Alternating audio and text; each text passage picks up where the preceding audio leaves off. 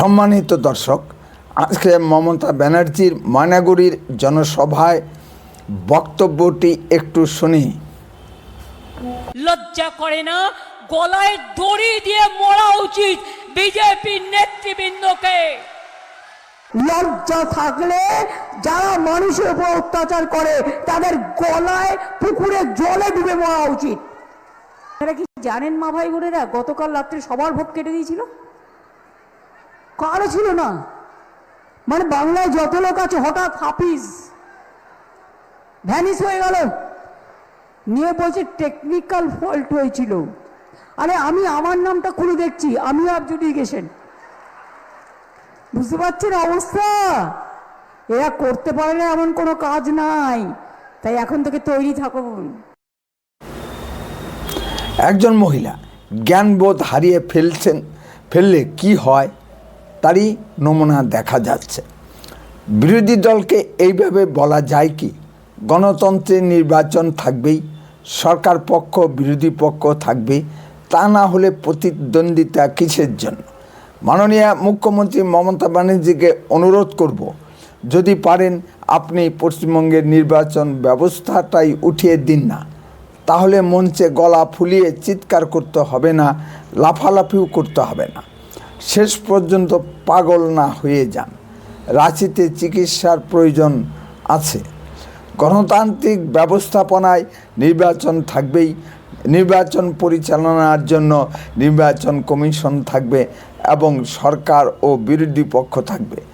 যখন থেকেই নির্বাচন কমিশন পশ্চিমবঙ্গের জন্য পরিচ্ছন্ন ভোটার লিস্ট তৈরিতে হাত দিয়েছে, তখন থেকেই মমতা ব্যানার্জি এর বিরুদ্ধাচরণ করতে শুরু করেছেন। যেন পরিচ্ছন্ন ভোটার লিস্ট তৈরি হলে মমতা ব্যানার্জির বাড়া ভাতে ছাই পড়ে যাবে। ময়নাগুড়িতে মমতা ব্যানার্জি বক্তব্য দিতে গিয়ে বললেন, গতকাল নাকি নির্বাচন কমিশন পশ্চিমবঙ্গের সব ভোটারদেরই গায়েব করে দিয়েছিল, পরে অবশ্য কোন জাদু বলে পুনরায় ফিরে এসেছে। হয়তো কোনো টেকনিক্যাল ত্রুটি হতে পারে, তার জন্য আবল তাবল ভাবে বলা যায় কি?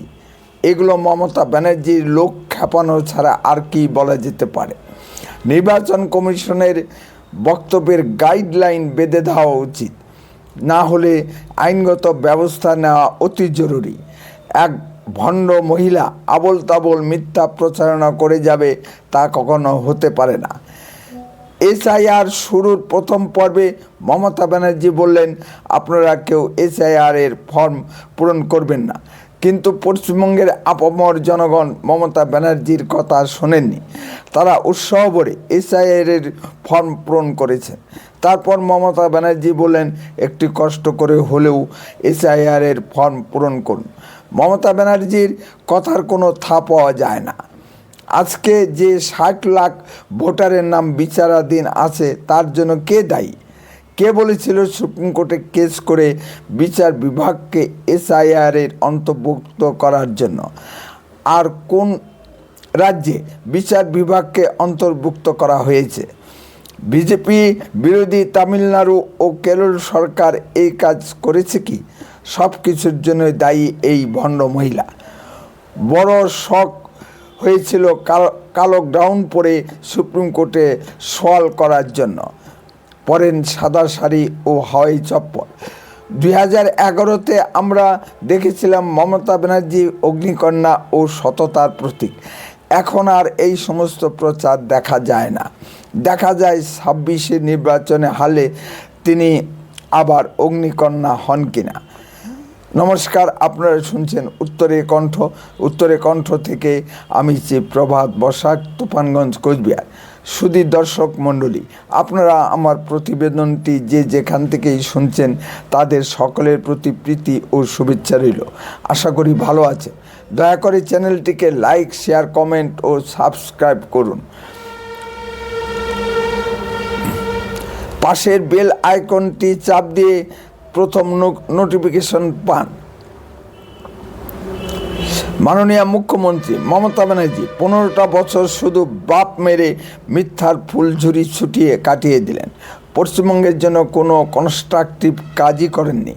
তিনি নাকি পশ্চিমবঙ্গের জন্য 300% উন্নতি করে ফেলেছেন। এই 15 বছরে পশ্চিমবঙ্গের জন্য একটাও নতুন শিল্প ধরে আনতে পারেননি। অবশ্য নিয়ম করে বছর বছর শিল্প ধরার নামে বিদেশ সফরে গেছেন। পশ্চিমবঙ্গের শিক্ষিত বেকারদের জন্য কোনো কর্মসংস্থান সৃষ্টি করতে পারেননি। তার পরিবার চাকরি বিক্রি করে প্রভূত অর্থের মালিক হয়েছে। আজ পশ্চিমবঙ্গের সমগ্র শিক্ষা দপ্তর চাকরি বিক্রির দায়ে জেলের ঘানি টানছে। 70 লক্ষ পরিযায়ী শ্রমিক বাইরের রাজ্যে কাজ করে। আবার ভোটের সামনে মমতা ব্যানার্জি বলছেন তিনি নাকি 2 কোটি বেকারের কর্মসংস্থান করে ফেলেছেন। আপনার আশেপাশে 2-1টা চাকরি কি দেখতে পাচ্ছেন? আগে মানুষ নতুন চাকরি পেলে ডেকে ডেকে প্রতিবেশীদের মিষ্টি খাওয়াতো। এখন যারা নতুন চাকরি পান তারা ঘরের দরজা জানলা বন্ধ করে লুকিয়ে থাকেন, অর্থাৎ চাকরিটা স্বাভাবিকভাবে হয়নি। এই আবহে পশ্চিমবঙ্গে ভোট হতে যাচ্ছে। এই নির্বাচনে রাজ্যের প্রধান বিরোধী দল বিজেপি শক্ত চ্যালেঞ্জ ছুড়ে দিয়েছে। সুখের রাজ্যপাট হারানোর ভয়ে মমতা ব্যানার্জি এখন আর মাথা ঠিক নেই, আবল তাবল ভাট বকে যাচ্ছেন। 21 নির্বাচনে প্লাস্টারযুক্ত ভাঙা পা দেখিয়ে এবং গণনা কেন্দ্রে কারচুপির মাধ্যমে ক্ষমতা ধরে রেখেছিলেন। এবার আর জুৎসই অস্ত্র খুঁজে পাচ্ছেন না। কিছু ভাতা ভিক্ষা দিয়েছেন ঠিকই, কিন্তু সামগ্রিক পশ্চিমবঙ্গের কোনো উন্নতি করতে পারেননি। মানুষ আর মমতা ব্যানার্জিকে বিশ্বাস করছেন না। তার নমুনা দেখা গেছে মমতা ব্যানার্জির ধর্ণা মঞ্চে। মমতা ব্যানার্জি ভেবেছিলেন সিঙ্গুরের ধর্ণা মঞ্চের মতো আবার ধর্ণা দিয়ে পশ্চিমবঙ্গের জনমানুষকে উদ্বেলিত করে তুলবেন। তা কিন্তু হয়নি। পশ্চিমবঙ্গের মানুষ ঘৃণা করে মমতার ধর্ণাকে প্রত্যাখ্যান করেছেন। মানুষ আর এই প্রতারক ভণ্ড মহিলাকে বিশ্বাস করেন না। গেরুয়া পরলেই যেমন সাধু পুরুষ হয় না, তেমনি সাদা শাড়ি হাওয়াই চপ্পল পরলেই সাধু সাজা যায় না। কাক যেমন ময়ূর পুচ্ছ পরলে ময়ূর হয় না, তেমনি সাদা শাড়ি পরলেও ভণ্ডই থেকে যায়। মাননীয়া মমতা ব্যানার্জি একজন বক ধার্মিক। বিজেপির বিরুদ্ধে মমতা ব্যানার্জির প্রধানত 2টি অভিযোগ, একটি এসআইআর নিয়ে আর একটি গ্যাস ডিজেল পেট্রোলের মূল্য বৃদ্ধি নিয়ে। আপনারা সকলেই জানেন যে আজ ইরান ইসরায়েল ও আমেরিকার মধ্যে যুদ্ধ চলছে এবং সারা পৃথিবী জুড়ে তেলের ক্রাইসিস পড়ে গেছে। পাশের দেশ বাংলাদেশ ও ভারতে, পাকিস্তানে এর কিছুটা প্রভাব পড়ছে। মাননীয় প্রধানমন্ত্রী মোদিজি আজকে কিছুটা দাম বাড়ালেও ভারতের জনগণের সামনে সেভাবে কোনো আঁচ পড়তে দেননি। সারা জীবন ভগবান শ্রীরামচন্দ্রকে অস্বীকার করে এসে এখন সেই রামচন্দ্রকে বগলদাবা করতে চাইছেন। তিনিও রামনবমীর বড় সমর্থক। অভিষেক ব্যানার্জি কেমন মিথ্যা কথা বলেন তার একটি বাস্তব নমুনা দেই। অযোধ্যায় নবনির্মিত রাম মন্দিরে নাকি নিচু জাতের লোকেদের প্রবেশ নিষেধ। কই, আমি তো রাম মন্দির দর্শনে গিয়েছিলাম, এ ধরনের কোনো চিহ্ন তো দেখতে পাইনি। অবলীলায় মন্দির ও বিগ্রহ দর্শন করে এসেছি। জাতপাত নিয়ে কেউ কোনো প্রশ্ন তোলেননি, কেউ বাধাও দেননি। তবে হ্যাঁ, পৃথিবীর মাত্র 2টি মন্দিরে অহিন্দুদের প্রবেশ নিষেধ আছে। একটি পুরীর জগন্নাথ দেবের মন্দির, যেখানে মমতা ব্যানার্জিকে ঢুকতে দেওয়া হয়নি, কারণ মমতার হিন্দুত্ব নিয়ে প্রশ্ন আছে। আরেকটি নেপালের পশুপতিনাথ মন্দির, যেখানে ভারতের প্রাক্তন প্রধানমন্ত্রী জওহরলাল নেহরুকেও ঢুকতে দেওয়া হয়নি, জন্মগত হিন্দু নয় বলে। এই নিয়ে তৎকালীন নেপালের মহারাজা ত্রিভুবন নারায়ণ সিংয়ের সঙ্গে পণ্ডিত জওহরলাল নেহরুর মনোমালিন্য সৃষ্টি হয়েছিল এবং নেপাল ভারতের অন্তর্ভুক্ত হয়নি। এগুলো ইতিহাস। দক্ষিণ ভারতের আন্নামালাই মন্দিরে বিশেষ সময়ে মহিলাদের শরীর অপবিত্র থাকে বলে ঢুকতে দেওয়া হয় না। আমরা সকলেই জানি বাড়ির মহিলারা বিশেষ সময়ে পূজা অর্চনা করতে পারেন না বা ঠাকুর করে ঢুকেন না, এটা আমাদের প্রথা। এই নিয়ে আপনারা প্রশ্ন তুলতেই পারেন, তাতে কিছু যায় আসে না। তৃণমূল প্রচার করছে কি দক্ষিণ ভারতের আন্নামালাই মন্দিরে মহিলাদের নাকি ঢুকতেই দেওয়া হয় না। এইসব অপপ্রচার বাংলার হিন্দু সমাজ কি মেনে নেবে? দেশভাগের পরেও বাংলার হিন্দু সমাজের শিক্ষা হয়নি, তারাই বেশি করে উদারতার নামে সদ্য ধর্মনিরপেক্ষতার ফাঁদে পা দিয়েছে।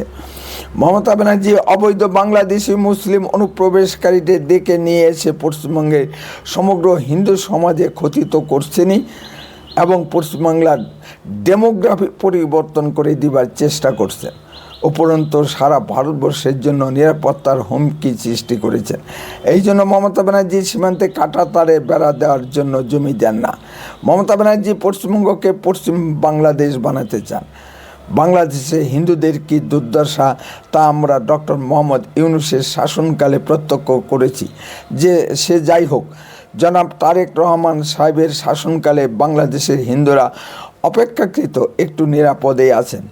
এই প্রতারক ভণ্ড মহিলাকে নবান্ন থেকে তাড়ানোর ব্যবস্থা করবে কিনা পশ্চিমবঙ্গের জনগণ, সেটাই এখন লাখ কেন কোটি টাকার প্রশ্ন। ভোটের সামনে তৃণমূল ভেঙে যাচ্ছে এবং দলে দলে লোক বিজেপিতে যোগদান করছে। এতেই ওই ভণ্ড মহিলার মাথা খারাপ হয়ে গেছে। আপনারা কি বলেন, এই ভণ্ড মহিলার বিদায় দেওয়া জরুরি কিনা? যদি আপনাদের কিছু বলার থাকে কমেন্টে বলুন, আর লক্ষ্য রাখুন উত্তরের কণ্ঠের পর্দায়। দয়া করে চ্যানেলটিকে সাবস্ক্রাইব করুন। বন্দে মাতরম, ভারত মাতা কি জয়।